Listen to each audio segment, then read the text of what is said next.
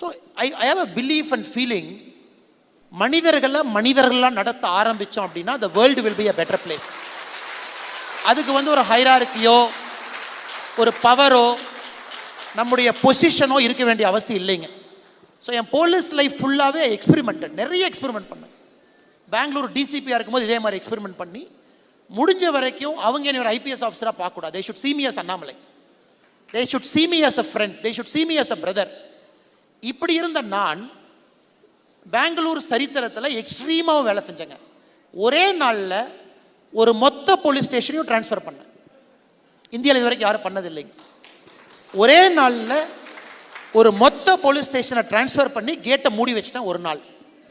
ஏன்னா police ஸ்டேஷனுக்குள்ள complaint கொடுக்க வந்த ஒரு பெண்ணை இவங்க அடிச்சிட்டாங்க. தென் மை ஃபிலாசபி இஸ், ஒரு போலீஸ் ஸ்டேஷன்னா இந்தியாவிலேயே பாதுகாப்பான இடம்.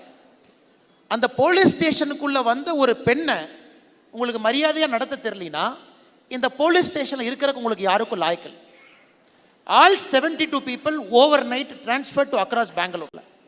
But I was very clear madam, எவ்வளவு கனிவாக அன்பாக இருக்கிறோமோ அதே நேரத்தில் லக்ஷ்மண் ரேகாவை தாண்டும் பொழுது யாராக இருந்தாலும் விடக்கூடாது அப்படிங்கிறத போலீஸில் நான் ரொம்ப தெளிவாக வேலை செஞ்ச ஒரு ஆள்.